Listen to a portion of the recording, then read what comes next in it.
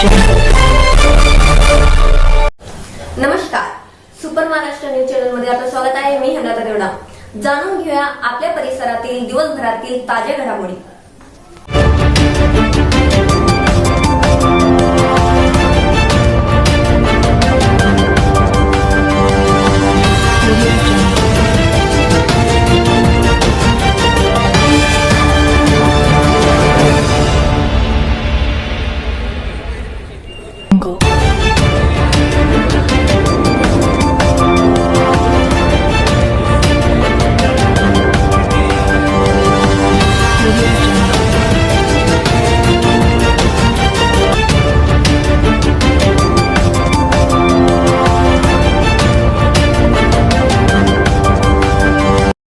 महाराष्ट्रातील भगिनींना आधार देणारी राज्य शासनाची मुख्यमंत्री माझी लाडकी बहीण योजना.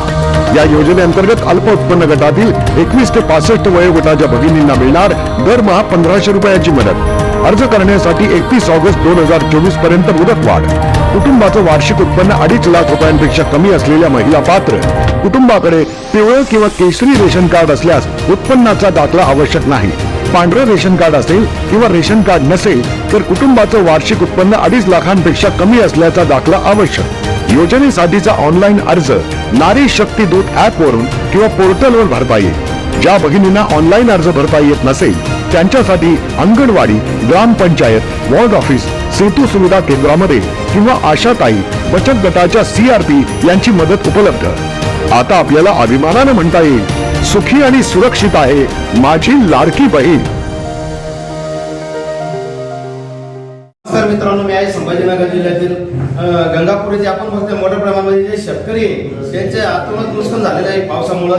त्या संदर्भात तहसीलदार इथं खुर्शीवर नसल्यामुळे शेतकऱ्यांचे काम आलेले आहे. आपल्या सोबत आहे शेतकरी कृती संघटनेचे समितीचे काय म्हणतात पाहिजे. खरं तर जवळपास 8 दिवस झाले असतील की नवीन तहसीलदार या ठिकाणी रुजू झालेले आणि त्याचप्रमाणे खरीप हंगामामध्ये अतिवृष्टी बऱ्याच ठिकाणी झालेली आहे, पुराची परिस्थिती बऱ्याच ठिकाणी झालेली आहे. त्याचे जून जुलैमध्ये पंचनामे व्हायला पाहिजे होते, ते पंचनामे काही झालेले नाही. त्याचप्रमाणे आता 20 ऑगस्ट ते 25 ऑगस्ट पर्यंत सततचा पाऊस चालू आहे. बऱ्याच ठिकाणी गंगापूर तालुक्यामध्ये पूर स्थिती आहे, पाणी तुंबलेलं आहे. याचे पंचनामे व्हायला पाहिजे नव्हते, जेणेकरून शेतकऱ्यांना अतिवृष्टीची अनुदान मिळालं असतं. परंतु आम्ही गेल्या 3-4 दिवसापासून या ठिकाणी येऊ लागलो. आम्हाला नायब तहसीलदार साहेब भेटतात, सगळेजण भेटतात. इव्हन दो आम्हाला SDM साहेब सुद्धा स्वतः भेटत असतात, परंतु या ठिकाणी तहसीलदार साहेब नाही आणि त्यांचे चार्ज कोणाकडे दिलेले हे सुद्धा माहित नाही. कारण की बरेचसे कागदपत्राचे विषय असतील, बरेचशा शैक्षणिक कागदपत्राचा विषय असेल, त्याला थंब द्यायचा विषय असेल, ते अनेक प्रलंबित प्रश्न आहेत आणि त्याच अनुषंगाने शेतकरी कृती समितीच्या वतीने आज आम्ही त्यांना खुर्चीला निवेदन देत आहोत. पुढील काळामध्ये आम्ही आंदोलनाची दिशा सर्वांना विचारून ठरवूया. आपण बघू शकतो तहसीलदार आल्यापासून आतापर्यंत बरेचसे विद्यार्थ्यांचे प्रश्न थांबलेले आहेत. त्याच्यामध्ये रहिवासी असो, उत्पन्न असो, या संदर्भात आपल्यासोबत काय सांगाल.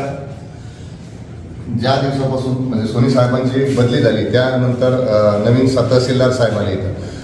आम्ही कमीत कमी 8 ते 10-15 दिवसापासून शेतकऱ्यांच्या कामासाठी तहसीलदारांना भेटण्यासाठी येतो. बाकीचे सगळे त्यांचे कर्मचारी नायब तहसीलदार साहेब असतात, अप्पर तहसीलदार साहेब असतात, पण यांच्याकडे जे कामं गुंतलेले आहेत यांनी जो आदेश मंडळाधिकारी तलाठी यांना करायला पाहिजे होता ते इथं उपलब्ध नसल्यामुळे त्या लोकांना हे आदेशितच करत नाही. त्यामुळं सर्वसामान्य शेतकऱ्यांचे मजुरांचे बऱ्याचशा कामं खोळंबलेले आहे आणि तहसीलदार साहेबांनी चार्ज घेतल्यापासून आम्हाला आतापर्यंत भेटले नाही आणि त्यांचं मुख्यालय पण राहत नाही. त्यांचं जाणं येणं सध्या संभाजीनगरहून येणं जाणं आहे आणि आमचं एकच म्हणणं आहे की इथं आता 24 तारखेला अतिवृष्टी झाली गंगापूर तालुक्यामध्ये. त्या शेतकऱ्यांचे पंचनामे झाले पाहिजे. ज्या पंचनामे झाल्यानंतर शेतकऱ्यांना काहीतरी मोबदला मिळेल.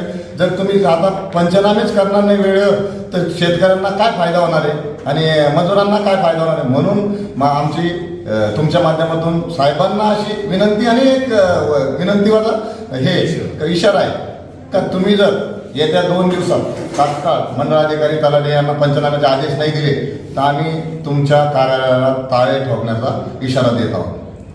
आपल्या परिसरातील ताज्या घडामोडी पाहण्यासाठी पाहत रहा सुपर महाराष्ट्र न्यूज चॅनल.